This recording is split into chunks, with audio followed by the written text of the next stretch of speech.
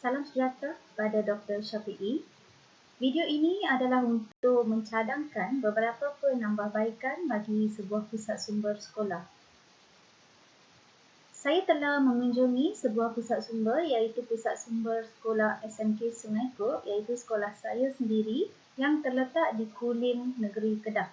Pusat sumber ini dinamakan Puspakim. Hasil tinjauan saya pada bulan lepas membuka ruang untuk cadangan beberapa penambahbaikan dalam pusat sumber ini. Hasil daripada tinjauan, saya mendapati pengurus menghadapi beberapa kekangan dalam pengurusan pusat sumber. Antaranya adalah lokasi tidak strategik. Disebabkan lokasinya tidak strategik, maka pergerakan pelajar mengambil masa yang lama dan masa lawatan pelajar juga menjadi agak terhad. Oleh itu, saya ingin untuk membuat penambahbaikan dan antara objektif penambahbaikan saya adalah meningkatkan bilangan pengunjung pusat sumber, memantapkan kualiti kepimpinan pusat sumber, memudahkan dan memodernkan proses peminjaman dan pemulangan buku serta meningkatkan kompetensi para guru dan para pengawas perpustakaan. Antara aspek penambahbaikan yang akan saya sentuh adalah dari segi kepimpinan pusat sumber, lokasi pusat sumber, ruangan dalam pusat sumber, perkhidmatan dan pengurusan pusat sumber serta latihan pengembangan staf. Saya teruskan dengan cadangan yang pertama, iaitu dari segi kepimpinan pusat sumber. Saya mendapati pengurus pusat sumber mengamalkan teori kepimpinan benevolent neglect, iaitu pengurus membiarkan semua AJK bertindak mengikut kehendak dan membenarkan semua AJK membuat keputusan sendiri untuk mengelakkan sebarang konflik dengan AJK. Saya berpendapat teori ini tidak patut diamalkan, iaitu tidak sesuai diamalkan dan sepatutnya diubah dengan teori contingency. Mengikut teori Fiedler ini, persekitaran organisasi yang berbeza memerlukan gaya kepimpinan yang berbeza, di mana pemimpin ataupun pengurus pusat sumber boleh memilih gaya kepimpinan berorientasikan tugas ataupun gaya kepimpinan berorientasikan hubungan mengikut situasi dan keperluan bagi pusat sumbernya. Jadi dengan ini, pengurus akan sentiasa fleksibel dengan perubahan situasi dan bersedia untuk melakukan perubahan dalam organisasinya. Maka dengan itu, saya berpendapat pengurus pusat sumber juga perlulah mengubah gaya kepimpinannya kepada gaya kepimpinan transformational. Dengan ini, pengurus akan bekerjasama dengan AJK untuk mengenal pasti perubahan yang diperlukan, mewujudkan visi untuk membimbing perubahan melalui inspirasi dan melaksanakan perubahan tersebut seiring dengan anggota kumpulan yang komited. Jadi pengurus juga boleh meminta pandangan daripada semua AJK dan juga guru-guru lain di sekolah tersebut untuk menjadikan pusat sumber lebih berkesan dengan mengamalkan gaya kepimpinan transformational ini. Aspek cadangan saya yang kedua berkaitan dengan lokasi Puspakim, iaitu kekangan utama yang dihadapi oleh pengurus pusat sumber. Jika diperhatikan di sini, pusat sumber sebenarnya terletak di aras 4 dalam blok pentadbiran. Dan blok pentadbiran ini terpisah dari bangunan kelas pelajar. Sebab itulah bilangan pengunjung ke pusat sumber sangat kecil. Jadi saya cadangkan pusat sumber yang berada di aras 4 ini dibawa ke aras bawah dalam blok Al-Farabi iaitu blok kelas pelajar. Di aras bawah ini hanya terdapat Dewan Tertutup Al-Farabi. Dewan ini jarang digunakan. Jadi dewan ini bolehlah dibawa ke pusat sumber yang terletak di aras 4 dan pusat sumber pula ditempatkan di aras bawah yang berdekatan dengan blok kelas pelajar. Dengan ini, jumlah pengunjung iaitu jumlah pengunjung murid dan guru ke pusat sumber akan meningkat disebabkan pusat sumber akan menjadi lebih dekat dengan kelas mereka. Di samping itu, pelajar pendidikan khas.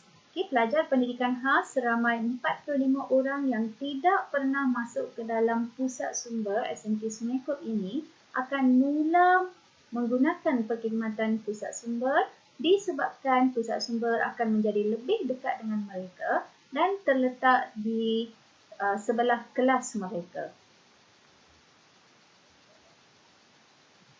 Cadangan saya yang ketiga adalah dari segi ruangan dalam pusat sumber. Saya berpendapat kebanyakan murid dan juga guru suka akan ruang bacaan individu di dalam pusat sumber. Jika diperhatikan dalam pusat sumber SMK Sungai Kop ini tidak terdapat ruangan bacaan individu. Apabila lokasinya berubah, maka saiz pusat sumber juga menjadi lebih besar, iaitu daripada 13B akan menjadi 16B. Jadi, pengurus pusat sumber boleh mewujudkan ruangan bacaan individu seperti ini dengan menempatkan 20 buah meja kerel beserta dengan kerusi. Cadangan saya yang keempat berkaitan dengan perkhidmatan dan pengurusan.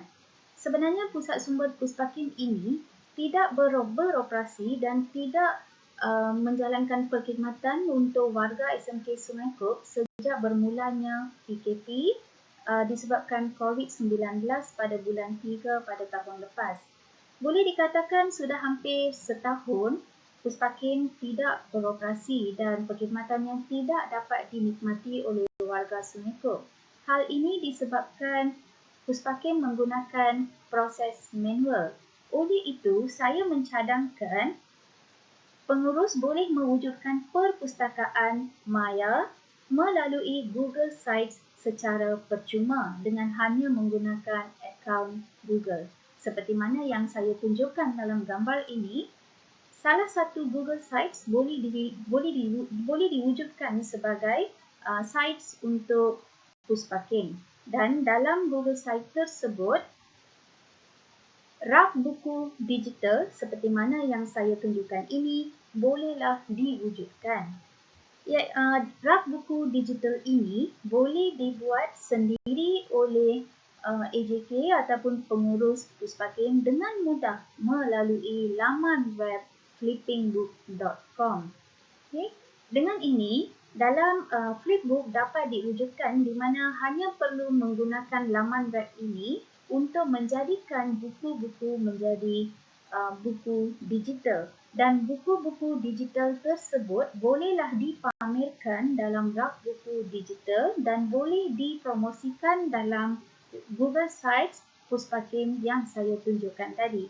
Dengan ini, pelajar ataupun warga SMK Sungai Kop boleh akses buku-buku ini pada bila-bila masa sahaja di mana-mana sahaja dan mereka boleh membaca dengan mudah melalui peranti yang mereka ada. Di samping itu, amalan membaca dalam kalangan pelajar juga dapat ditingkatkan dengan rak buku digital ini. Dari segi peminjaman dan pemulangan buku pula, Puspakim menggunakan sistem pengimbasan kod bar. Jika diperhatikan, mereka menggunakan sistem manual iaitu tulis dalam buku rekod. Jadi saya cadangkan supaya mereka boleh menggunakan sistem pengimbasan kod bar. Untuk itu, kad ahli pelajar yang ada kod bar perlulah disediakan untuk warga SMK Sungai Kop. Dalam buku-buku pula sudah sedia ada kod bar.